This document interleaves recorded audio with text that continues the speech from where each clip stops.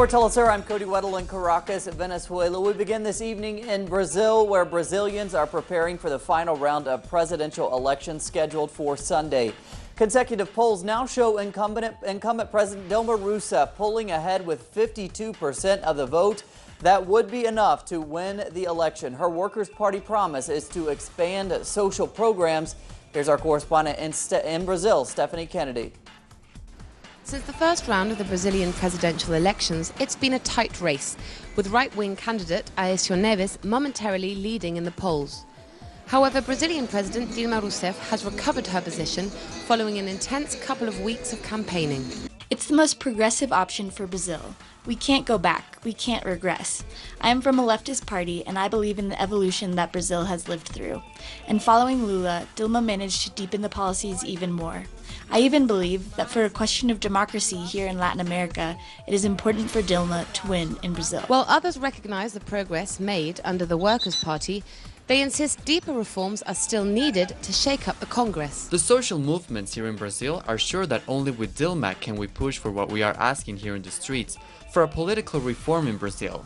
Only with this reform we will be able to have working class representation in Congress, which continues to be controlled by the big corporations. The race, however, is not over yet. Nearly 30% of Brazilians voted blank in the previous round. How they choose to vote on Sunday will be decisive for the entire country. Stephanie Kennedy, Telesur, Rio. Thanks to Stephanie. Uruguayans will also head to the polls on the same day. Polls there remain tight and show candidate Tabaré Vázquez with around 42% of the vote. That's nearly 10 points ahead of his nearest rival, Luis Lacalle Pou of the National Party. Lacalle Pou announced today that he seeks to repeal parts of the new law that permits the production and sale of marijuana. The ability of Lacalle Pou to change this law, should he win, would ultimately depend on the composition of the General Assembly, which has been controlled by the Broad Front Party since the 2004 elections.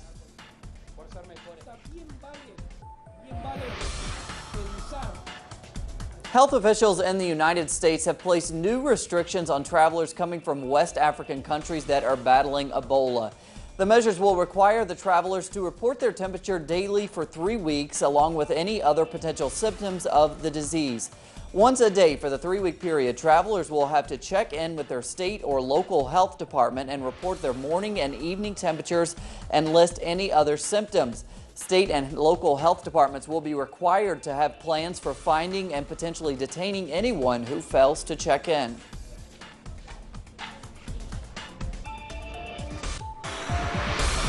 Meanwhile, a team of 51 Cuban medical professionals arrived in Liberia to fight the Ebola outbreak. Cuba has already sent 165 medical professionals to Sierra Leone, a contingent much larger than most Western countries.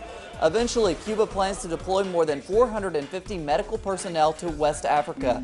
Meanwhile, the World Health Organization in Geneva held its third round of emergency talks on Ebola Wednesday, discussing efforts to combat the virus.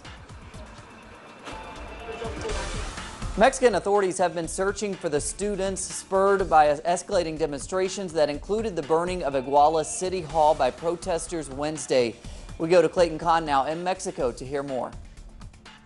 Today, amid nationwide protests, strikes, and actions, Mexico's Attorney General Jesus Murillo Caram gave a press conference to expose more light on the state's investigation on the Ayotzinapa case. The country's security chief affirmed that Iguala Mayor José Luis Abarca and his wife Maria de Los Angeles Pineda were the intellectual authors of a police attack in the Guerrero state town that left 6 dead and 43 disappeared on September 26. He said the Iguala mayor ordered the police to repress the students while Pineda was giving a speech in the town. Meanwhile, tonight, a mega march and candlelight vigil is to occur in the Mexican capital, and students from a majority of Mexico's public universities and colleges are on a 48-hour strike to demand justice in the case.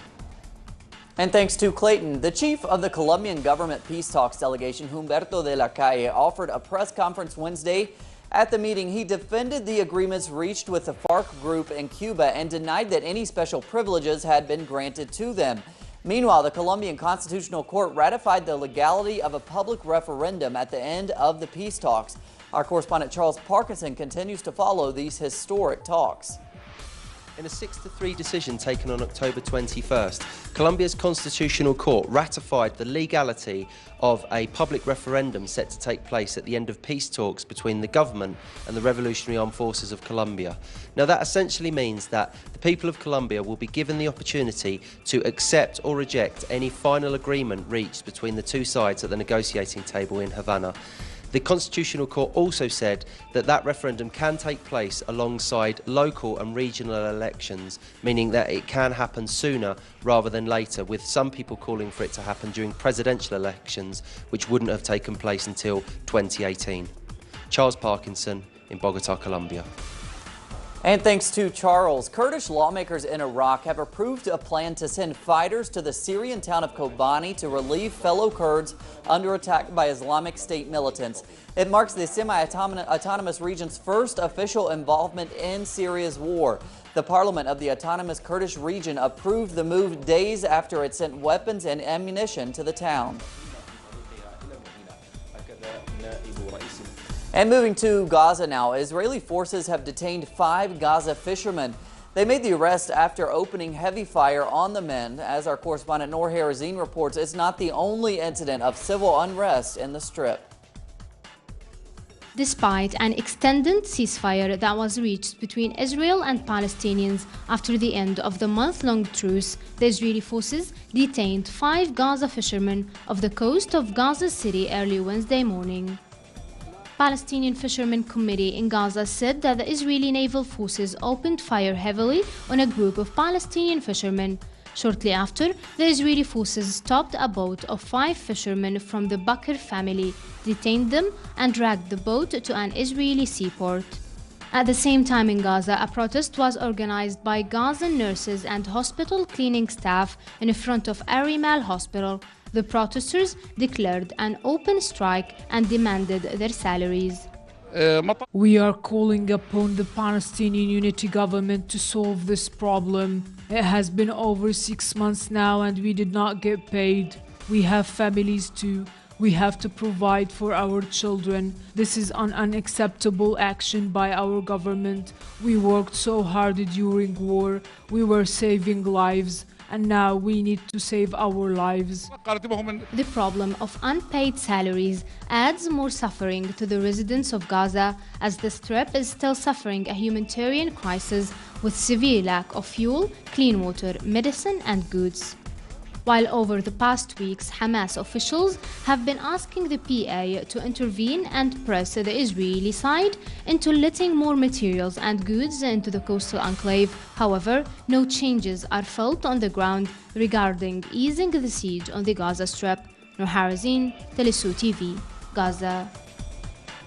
And thanks to Noor, political campaigns are heating up across the African nation of Botswana as parties fight for the last undecided voters. General elections will be held Friday, during which Botswanans will vote for 57 members of the National Assembly and 490 local government council members. Polls will open at 6:30 in the morning and close at 7. Voters can only vote at the polling stations where they are registered. Nearly 824,000 eligible voters will vote in nearly 4,500 polling centers throughout the country.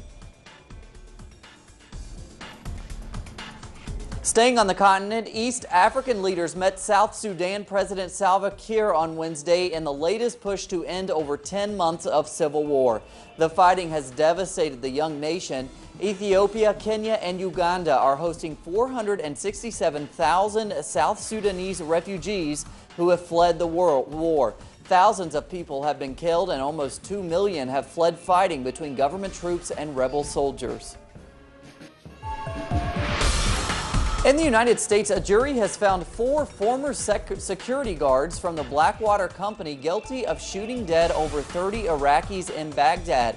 The charges stem from a 2007 incident in downtown Baghdad when a Blackwater team was clearing a path for a State Department convoy after a car bomb exploded nearby.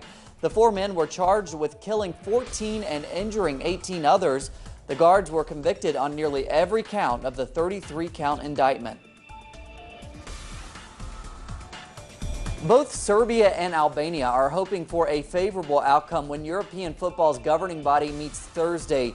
The organization will discuss the violence that halted the Balkan rivals Euro 2016 qualifier last week.